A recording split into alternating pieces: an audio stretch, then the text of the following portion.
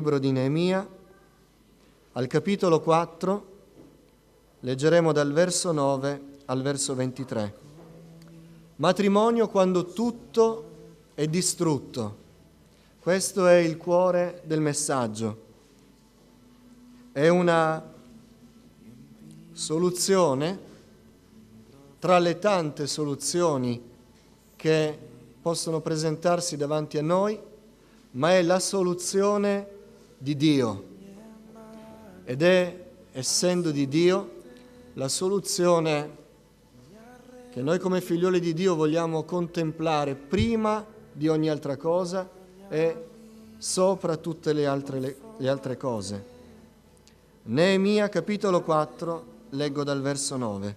Dopo alcune opposizioni, Neemia riporta così: allora noi pregammo il nostro Dio e mettemmo delle sentinelle di giorno e di notte per difenderci dai loro attacchi. Quelli di Giuda dicevano: le forze vengono meno ai portatori di pesi e le macerie sono molte, noi non riusciremo a costruire le mura. I nostri avversari dicevano: essi non sapranno e non vedranno nulla finché non saremo piombati in mezzo a loro. Allora li uccideremo e faremo cessare i lavori. I giudei però che risiedevano vicino a loro vennero 10 volte a riferirci questo da tutti i luoghi da cui provenivano. Allora io disposi il popolo per famiglie, con le loro spade, le loro lance, i loro archi, nelle parti più basse del posto, dietro le mura, allo scoperto. Dopo aver ben esaminato ogni cosa, mi alzai e dissi ai notabili, ai magistrati e al resto del popolo: non li temete, ricordatevi del Signore, grande e tremendo, combattete per i vostri fratelli, per i vostri figli e figlie, per le vostre mogli e le vostre case. Quando i nostri nemici si accorsero che eravamo al corrente dei loro piani, Dio rese vano il loro progetto e noi tornammo alle mura, ognuno al suo lavoro. Da quel giorno la metà dei miei giovani lavorava e l'altra metà stava armata di lance, di scudi, di archi e di corazze, e i capi stavano dietro a tutto il popolo di Giuda. Quelli che costruivano le mura e quelli che portavano o caricavano i pesi, con una mano lavoravano e con l'altra tenevano la loro arma. E ognuno dei costruttori, durante il lavoro, portava la spada cinta ai fianchi. Il trombettiere stava accanto a me. Io dissi ai notabili, ai magistrati e al resto del popolo: l'opera è grande ed estesa, e noi siamo sparsi sulle mura e distanti l'uno dall'altro. Dovunque udrete il suono della tromba, là radunatevi con noi. Il nostro Dio combatterà con noi. Così continuavamo i lavori, mentre la metà impugnava la lancia, dallo spuntar del giorno all'apparire delle stelle. Allo stesso tempo io dissi al popolo: ciascuno di voi, con i suoi servi, passi la notte a Gerusalemme per far la guardia con noi durante la notte e riprendere il lavoro di giorno. Io poi, i miei fratelli, i miei giovani e gli uomini di guardia che mi seguivano, non ci spogliavamo, ognuno teneva le armi a portata di mano. Questa storia che stiamo vedendo insieme, abbiamo letto nel capitolo 4, parte da un viaggio notturno di Neemia, che è riportato nel capitolo 2. Scrive così Neemia: giunsi a Gerusalemme e trascorsi 3 giorni, mi alzai di notte, presi con me pochi uomini e non parlai a nessuno di quello che Dio mi aveva messo in cuore di fare per Gerusalemme. Non avevo con me altra cavalcatura oltre a quella che usavo. Uscii di notte per la porta della valle e mi diressi verso la sorgente del Dragone e la porta del Letame, osservando le mura di Gerusalemme, quanto erano rovinate e come le sue porte erano consumate dal fuoco. Passai presso la porta della sorgente e il serbatoio del re, ma non c'era posto per cui potesse passare la mia cavalcatura. Allora risalii di notte la valle, sempre osservando le mura, e poi rientrato per la porta della valle, me ne tornai a casa. Questo è l'inizio di questa storia. È l'inizio con una visione triste. Innanzitutto è una visione notturna. Neemia si alza di notte e la notte ci parla del segreto, ci parla di quello che non è visibile agli altri, ci dice le cose che forse non vogliono essere messe in luce. Ci può parlare spiritualmente di situazioni che vengono vissute nelle case e che rimangono nell'oscuro della notte, che forse non sono visibili all'occhio degli altri, non sono conosciute, ma la situazione, che sia conosciuta o non sia conosciuta, rimane la stessa: macerie, mura distrutte. Le mura di Gerusalemme erano così distrutte che i cavalli non riuscivano neanche a passare. E Neemia fa un giro, prova a vedere qual è la condizione di queste mura e non riesce a passare da una parte, fa una deviazione per andare dall'altra e non riesce a passare dall'altra, fino a quando, girando e guardando le macerie di queste mura, decide di tornarsene indietro. Questo rispecchia molte situazioni personali, molte situazioni familiari, molte situazioni coniugali che sono nelle macerie. Noi abbiamo parlato estesamente della benedizione, della meravigliosa promessa di Dio, nel progetto di Dio, nel pensare al matrimonio come la benedizione più grande dopo la salvezza per gli uomini, per le donne, se è nel piano di Dio ed è garantita dal Signore, con le sue benedizioni, con la sua protezione, con le sue promesse, se chi vuole aderire, rispettare, sposare quel progetto secondo la parola di Dio, allora quel qualcuno vedrà la gloria di Dio, vedrà la gioia, vedrà quanto di più bello il Signore ha previsto per noi. Abbiamo visto che non siamo fatti per essere soli. Abbiamo visto, lo dico ai giovani, che non sono fidanzati o che si stanno guardando intorno, ed è legittimo. Che cosa devono guardare per cercare la volontà di Dio? Non la simpatia, non il piacere, ma il piano di Dio. Se tutte queste cose ci saranno, se Dio sarà il primo, sarà messo al primo posto, e se la nostra fede ci spingerà a un impegno, noi vedremo le cose più belle nella nostra casa. Ma dobbiamo dire anche che non sempre va tutto così. Anzi, la nota triste è che sempre più spesso ci ritroviamo a situazioni distanti da quello che abbiamo considerato secondo la parola di Dio. Ed è in queste situazioni che noi ci dobbiamo ricordare che abbiamo un Dio di grazia, che anche quando le cose non sono andate nella sua volontà, Egli per la sua grazia ha ancora una soluzione per noi. E quando nella notte noi consideriamo la nostra vita o la nostra casa e non vediamo altro che macerie, le soluzioni, dicevo prima, possono essere tante. Si può decidere di lasciare tutto, si può decidere di aggiustare qualcosa, ma Dio ha una sua soluzione, ed è una soluzione completamente diversa, completamente distante dai nostri canoni, dai nostri criteri e dalle nostre possibilità, ma è la soluzione di Dio e sarà la soluzione che garantirà un miracolo.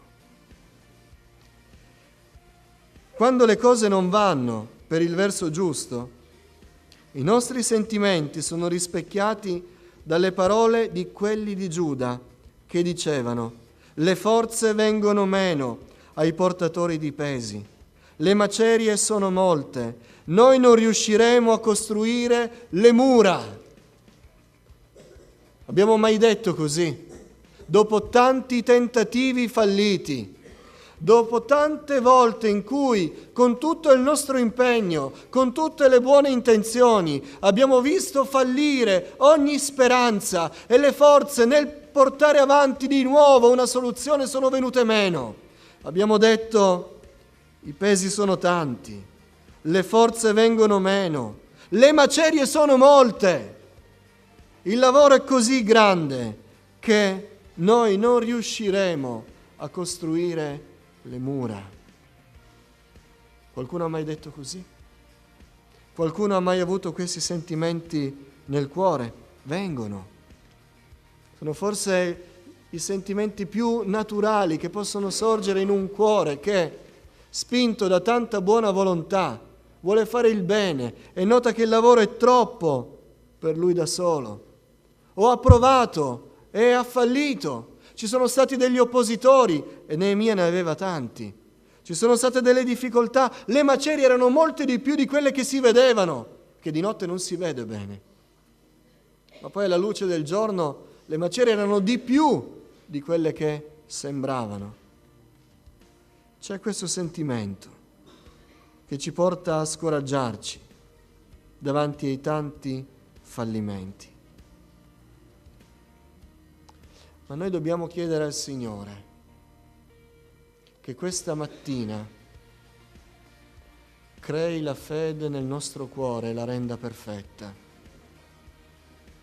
perché tutte le altre soluzioni a una famiglia che è ridotta in macerie, a un cuore che è ridotto in macerie, a un rapporto matrimoniale ridotto in macerie, tutte le altre soluzioni si dimenticano che la posta in gioco è altissima.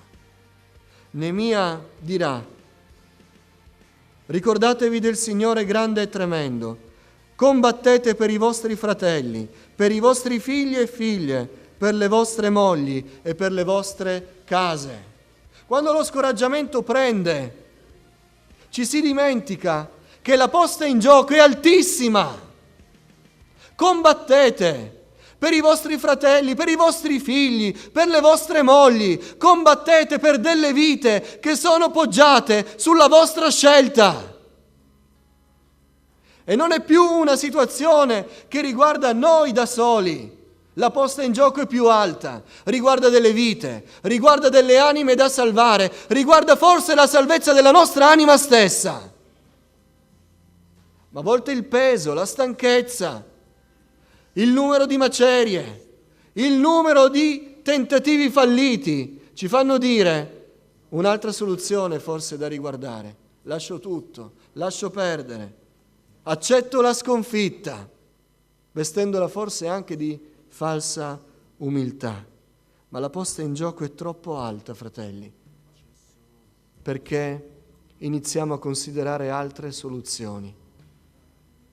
Noi che vogliamo credere nel Signore fino all'ultimo giorno della nostra vita, vogliamo considerare la soluzione del Signore. Amen.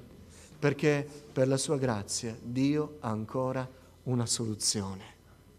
Sia benedetto il suo nome. C'è ancora una soluzione da parte di Dio e se questa soluzione verrà presa in considerazione, vedremo la gloria di Dio. La soluzione di Dio: allontanare gli intrusi.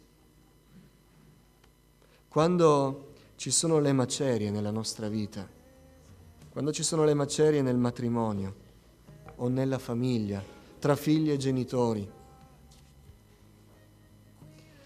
la cosa strana è che lo scoraggiamento ci porta stoltamente ad aprirci a tutti in modo superficiale, ad aprirci alla lamentela, alla ricerca di uno sfogo, alla ricerca di un conforto da chi che sia.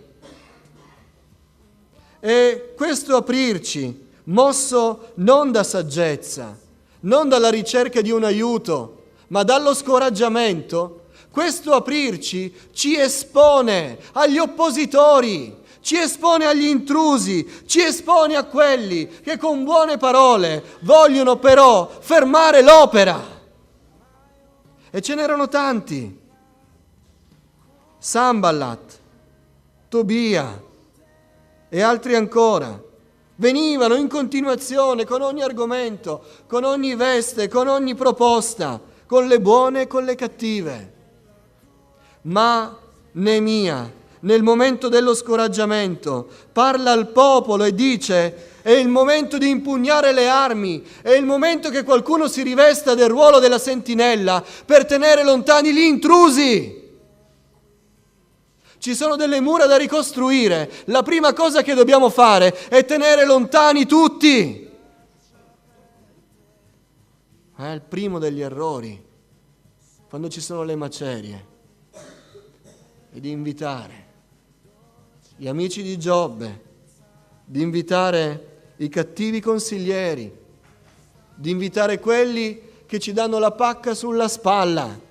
Ma vedremo che non servono le pacche sulla spalla, non servono quelli che ci danno ragione quando ci sono macerie, perché quando c'è distruzione nel matrimonio non c'è bisogno che qualcuno ci dia ragione, perché non c'è ragione. Ci sono macerie, il lavoro è un altro. Dio ci aiuti a tenere lontani gli intrusi, perché certe intrusioni nella nostra vita, nella nostra casa, nel nostro matrimonio, sono dannose, fanno male. Certi estranei impediscono la ricostruzione delle mura. E il primo aspetto della soluzione di Dio è: allontana gli intrusi.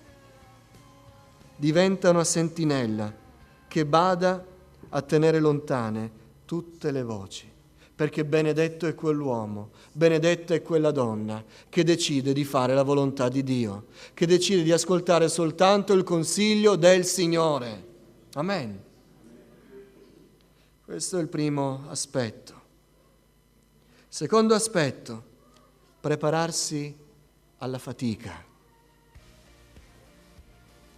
Se si parla di ricostruzione è perché qualcosa è andato storto. E non ci sono formule magiche. Non fidiamoci di quelli che hanno la parola che è venuta dal Signore. Non fidiamoci di quelli che hanno la soluzione garantita. Perché la soluzione di Dio ci dice: allontana gli intrusi e preparati alla fatica. Il motivo per cui in una situazione di distruzione, in cui i rapporti non esistono più, in cui c'è solo durezza di cuore e freddezza, in cui c'è tradimento, in cui c'è ogni malvagità e ogni crudeltà, il motivo per cui in queste cose ogni tentativo fallisce è perché si pensa che da un momento all'altro tutto compaia come un fiore. Ma non è così. E non è scritto così in nessuna situazione in cui è stato necessario ricostruire. La soluzione di Dio dice: prepariamoci alla fatica. Neemia dispose il popolo per famiglie. Assegnò loro dei compiti di guerra e dei compiti di lavoro. Una situazione in cui le cose non erano facili, anzi erano piuttosto difficili. La situazione in cui il popolo si doveva trovare sulle mura, con la mano impegnata a costruire, l'altra mano impugnando un'arma, gli occhi fissi sul lavoro e le orecchie attente al suono della tromba.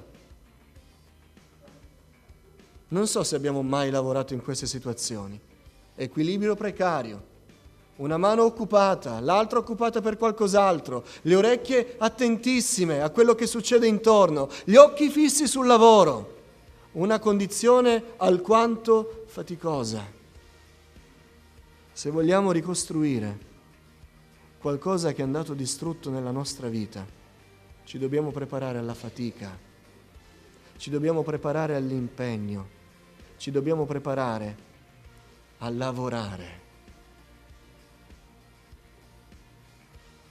E quando la nostra vita è sospesa in aria e le nostre mani sono impegnate in due fronti diversi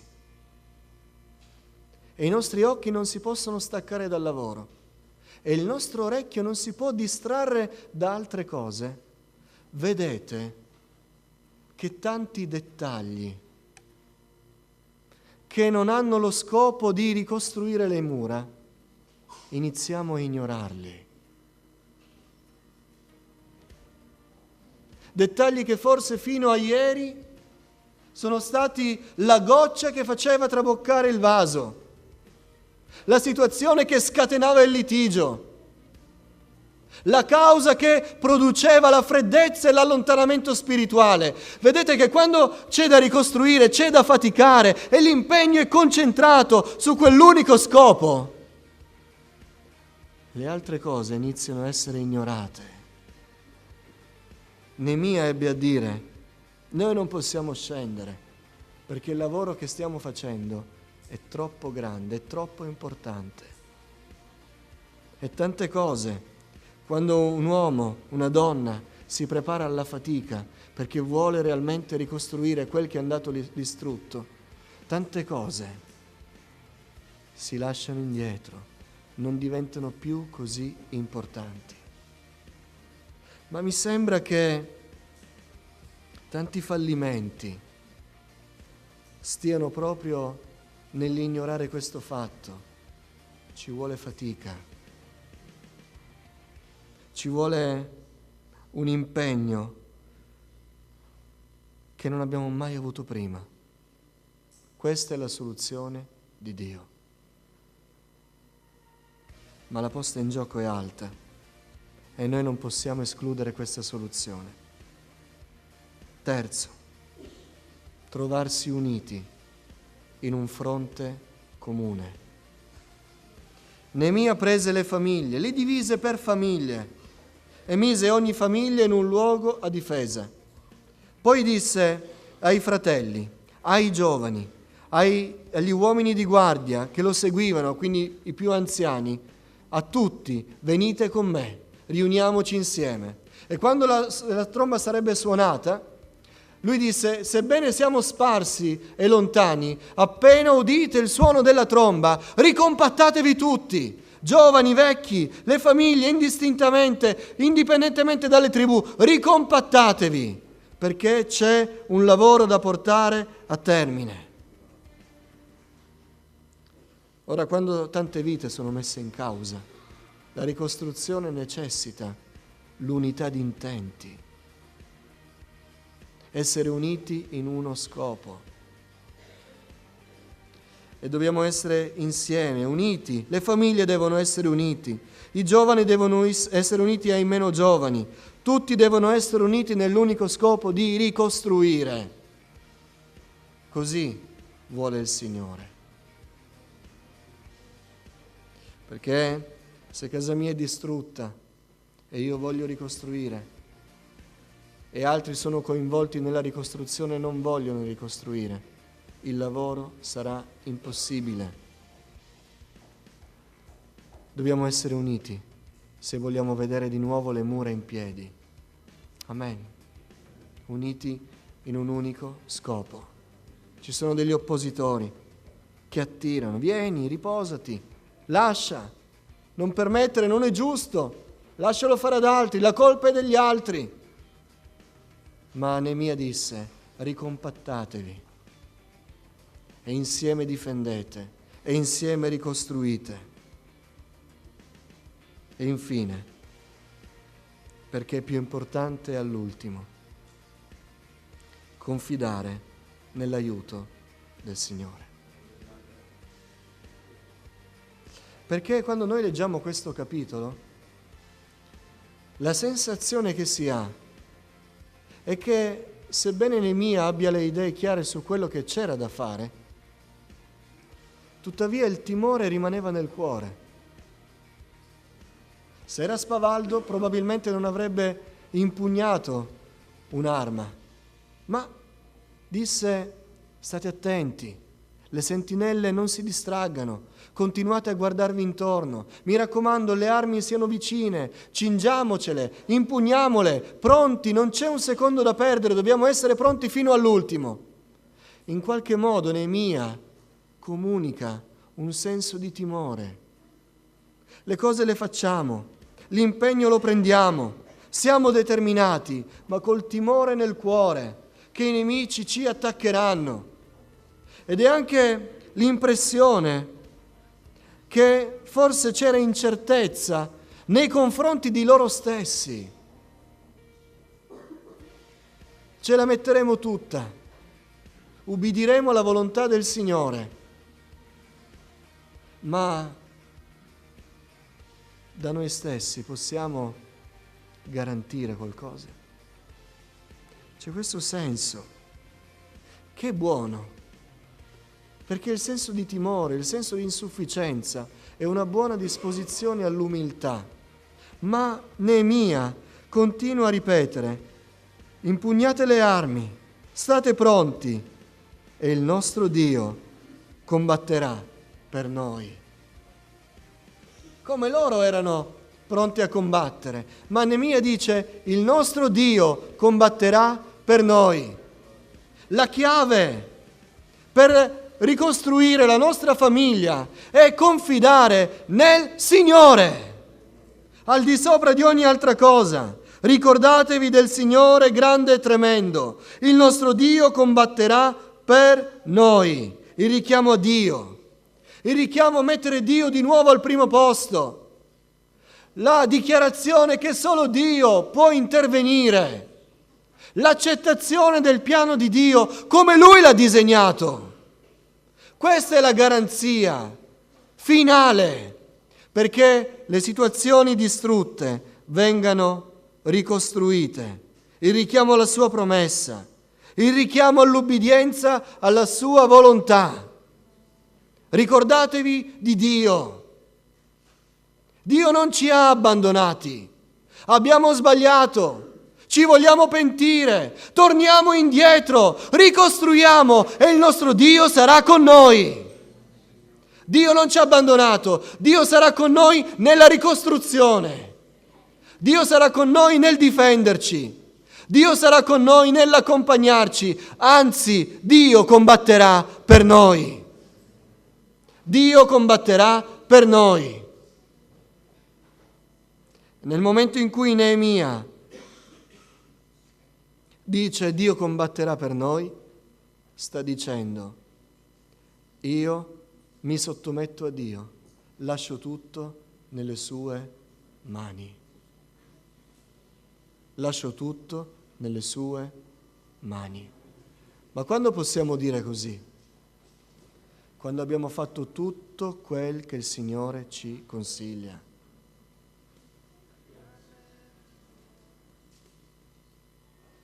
Avevano fatto tutto. E alla fine Neemia dice: adesso Dio combatterà per noi. La posizione di Dio nei confronti del suo popolo non era cambiata prima. Lo stesso amore, le stesse intenzioni, le stesse promesse, ma solo nel momento in cui Neemia dice: cingiamo i fianchi, iniziamo a sostenere la fatica, prendiamo seriamente l'impegno di ricostruire le mura, soltanto in quel momento Neemia dice: Dio combatterà per noi. E al capitolo 6 è scritto così, al versetto 15: le mura furono portate a termine il 25° giorno di Elul, in 52 giorni. Chissà se c'è qualcuno che sta vivendo anni di fallimenti o sta vivendo una situazione che tiene nell'oscurità della notte ed è una situazione di macerie e di tanto in tanto fa qualche passeggiata nel suo cuore, nel suo rapporto coniugale e vede macerie e non riesce a passare né da una parte né dall'altra e sta passando tempo. E forse c'è l'autoconvinzione che devono esserci altre soluzioni, che il Signore approverà altre cose. Non è così. Chi col timore di Dio accetta la soluzione di Dio, di allontanare gli intrusi, di prepararsi alla fatica, di ricompattarsi e di tornare a confidare in ogni cosa in Dio, vedrà in 52 giorni, neanche 2 mesi, forse meno può fare il Signore, ma del tempo ci vuole, perché la fatica richiede tempo anche. Ma in 52 giorni le mura furono ricostruite. Ascoltate cosa dice Neemia. E quando tutti i nostri nemici lo seppero, tutte le nazioni circostanti furono prese da timore e provarono una grande umiliazione, perché riconobbero che questa opera si era compiuta con l'aiuto del nostro Dio. Quando il Signore opererà, tutti lo vedranno, tutti lo riconosceranno e riconosceranno che il Signore ha compiuto l'opera. Questa è la soluzione di Dio. Devo dirvi in verità che ho conosciuto tante coppie che, sebbene mi abbiano detto che volevano in qualche modo trovare una soluzione, non hanno mai accettato la soluzione di Dio. Ma qualcuna sì. E anche individualmente. Qualcuno ha detto: voglio che la mia vita cambi, ma la soluzione è questa. Ma chi ha accettato la soluzione di Dio? Chi si è arreso nelle mani del Signore? Chi si è preparato a ricostruire, difendendo ogni cosa, allontanando ogni intrusione, ha visto Dio all'opera in un modo meraviglioso.